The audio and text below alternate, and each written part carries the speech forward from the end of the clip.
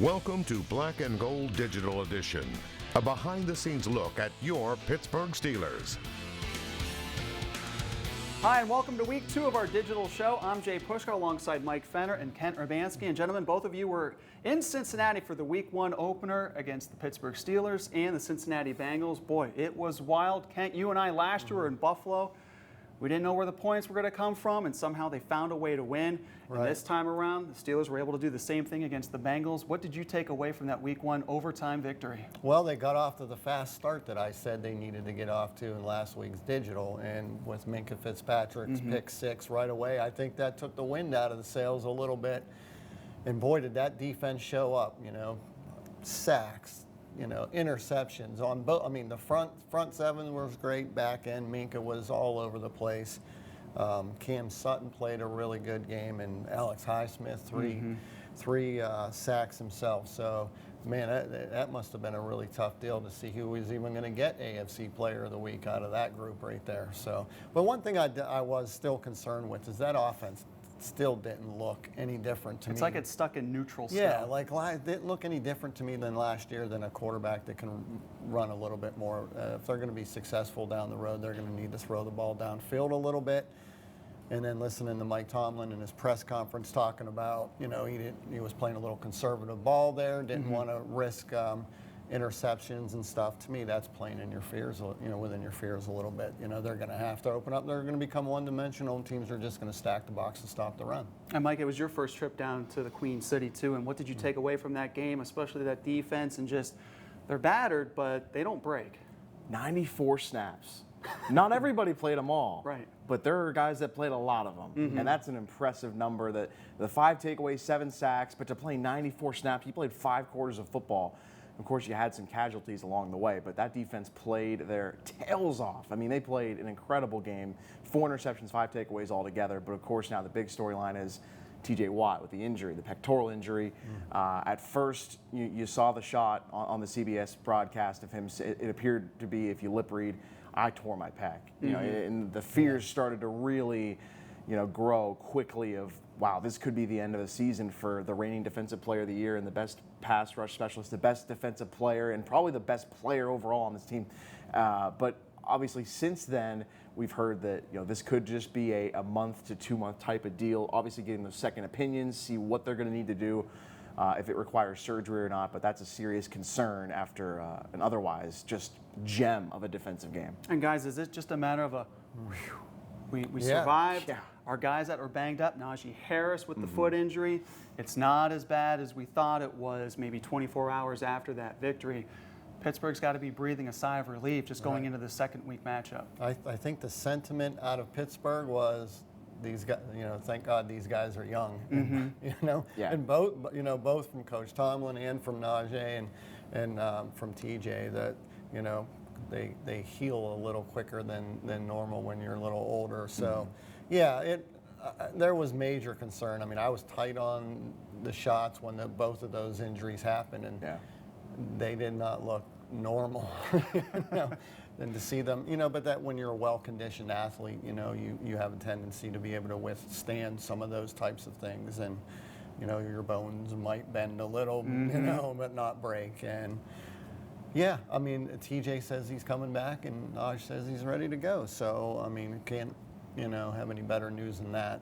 How long it might take TJ versus Najee is going to be, we'll have to wait and see. But I'm expecting Najee to play this Sunday. Yeah, Coach Tomlin at his press conference said that TJ Watt is out for the New England game, so don't expect him to dress. But it's encouraging to know that it might be just a month and a half to see how that heals up before coming back, rather than losing him for the whole season. And Mike, what can you say about the emergence and the growth of linebacker Alex Highsmith? I mean, we're really watching a young player really develop and almost put his fingerprints on this defense. Oh, he's a great story. Had a good season last year, a mid-round guy to Charlotte. He's really showing up and showing, why teams should not have passed up on him, even though he's a small school guy. He is anything but that. Alex Highsmith, 3 sacks in this football game, building off of that solid season a year ago. He's only going to become more important. he's only going to become more of an asset. And now he's trying to bring some other guys along. A guy coming over from Denver and Malik Reed, a big pickup before the season. He's been with the team for about less than 2 weeks now. He's going to have a bigger role with this TJ Watt injury, not knowing how long that's going to be impacting this defense. So it's going to come down to Highsmith trying to guide some of these guys along on the defensive front, because they need to generate that pressure. And Coach Tomlin said it's not always going to be, today, meaning the game day, they needed 5. They needed those 5 turnovers. But you can't count on that every week. Obviously, each game is different, so it's going to be interesting to see how Highsmith continues to develop now, not having Watt out there, but still some really effective guys up front in Cam Hayward. Larry Ogunjobi made his debut against his former team. There's still a lot of pieces, and of course, Minka Fitzpatrick, as you said, AFC Defensive Player of the Week, 14 tackles, led the game there, had the pick 6, and how about the blocked PAT? Yeah. What a dramatic end of regulation. I mean, you can't make this up. That game was one of the wildest games we've ever seen. Yeah, I've done a lot of them, and that ranks right up there with them. It was exhausting. Yeah. In more ways than one. I mean, even the off-the-field stuff that the two of you guys had to go through was mentally draining. Yeah, everybody you talk to who watched that game, that's the only thing they said. I was exhausted watching that game. But for guys that were on the field, like, covering it, I was tired of running up and down the sidelines, I'm like, somebody win it, But anyway, how big is the Malik Reed signing now? Yeah. I mean, they brought in depth for those reasons, And I also like what they did. Devin Bush had a really good game. So Miles Jack had 10 tackles too. I mean, listen, that front 7 did a really good job. And how many times did we hear Larry Ogunjobi's name called? And the Boo Birds were out in Cincinnati every time he made a tackle. But I loved it. Guys, are they playing with house money now, figuring that maybe those that made some predictions that Pittsburgh would go into their home opener 0-1, but now they're 1-0, riding a little bit of momentum going into their home opener against New England. And the roster has changed. We all get it. There's no Tom Brady. Right. There's no Julian Edelman. The defense is different, but it is Bill Belichick. And for the last 20 years, when New England comes into town, it's a great matchup, one way or the other, that the Steelers and the Patriots play good football. Do you think there's an edge now for Pittsburgh, just knowing that, hey, we got off the schneid and we're off to a good start? I think they have a little confidence in what they can do defensively. Now the offense has to show up, and I know Mike Tomlin was very excited and said that we made giant strides, or we've made some improvements from the preseason with the offense. Not seeing that quite yet. Yet there were no sacks. Or maybe I think it was just one. One sack. Only 2 yards though. Right. So I'd like to see. Mitch needs to play a little better too, and I'm going to give him a pass because that was the first regular season game. On the road, in the division. Yeah. So I'm going to give him a pass. I'm looking for a much better outing against New England this weekend at home. I think he's going to be fired up to come out of that tunnel. Yeah, with Ben Roethlisberger, I mean, we saw this offense stall so many times and maybe just get to 20 points on the scoreboard. You're really hoping that they can start pushing the ball a little bit better and maybe generate 30, 35 points per game. Yeah, I talked to Mitch Trubisky, and he talked about, or I asked him how important it was to be able to extend those plays with his feet, because that's the missing element they didn't have a year ago, where it was a struggle for an aging veteran that wasn't able to move as well. But for Trubisky, that doesn't show up in the stat sheet other than the lack of sacks. Only 1 sack taken for an offensive line that had question marks, but because Trubisky's able to keep those plays extended, it doesn't always result in a huge play, but it just avoids those negative yardage plays. And talking to tight end Zach Gentry, he said it was important to stay ahead of the sticks first and second down. And those third downs, they were 4 for 15 on third down. They're going to need to be better there, but it all starts with getting better production early in those downs to make sure that they stay on schedule. But again, Trubisky able to run, extend the play. I think that's huge. And yeah, if you're able to get a win with kind of looking at that stat line for the offense, you have to assume they're going to be better and more productive with more chemistry, more time to gel across the offensive line. Trubisky with the receivers, maybe get the tight ends more involved. Although Gentry had a big play there that set up the Najee Harris touchdown late in the half. And you're dealing with crowd noise too. So I mean, trying to get your play calls in, getting the right snap count, all that stuff, that becomes a factor as well.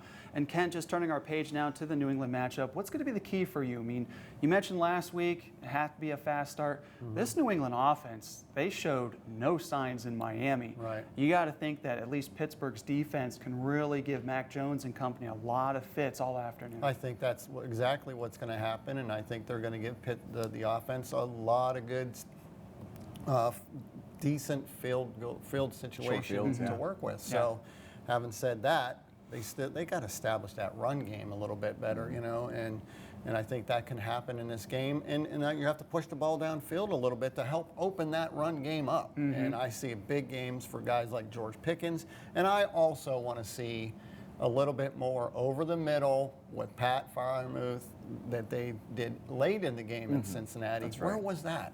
You know what I mean? That guy is Isn't so it funny when talented. you watch games across the board where it's like the 2-minute drill? Yeah. Why didn't you do that at the start of the Right. game? We're finding so well, much the defenses success. play different too. They, Sure. they leave that open for you in that 2-minute drill. So I'd like to see that a little bit more. Like you said, Zach Gentry, huge target. Use him. You know. So Deontay Johnson, that guy will catch a pass anywhere you throw it. Anywhere And it's amazing because early on in his career, he had the drops. Right. And now all of a sudden, he's getting his money's worth, being able to come up with some really big catches. He had one of the best catches in all of week one. Yeah. Late in that game. That Claypool was a too. huge Claypool catch. had some nice catches. Yeah. So looking doubt. forward to it. What's your take for week 2? Yeah, I think I got to get the pressure on. Mac Jones had back spasms coming out of that game with the Dolphins. They're saying he should be okay to go, obviously, but still, you got to pressure. He's still a young guy. He's not a rookie, but he still hasn't seen a ton of football. I think you got to take advantage of that. And this pass rush, this front needs to be just aggressive and really just come after him. I think they got to shut it down on the front 7, and that should be the biggest key for them. Especially not having. Watch Arthur Millette off the. There you go. Yeah. Yeah, and for Mac Jones, not having a true offensive coordinator, you know, Josh McDaniels going out to Vegas. Now he's trying to learn under a new coach, different voice. Yeah. It'll be interesting, but it's going to be a lot of fun because it's always fun for the home opener. Right. Even though it's a different name, it's not Heinz Field anymore. It's Acrisure Stadium. The fans, they'll make their claim that it's still I'll Heinz. just be excited to get fan shots without people giving me the finger.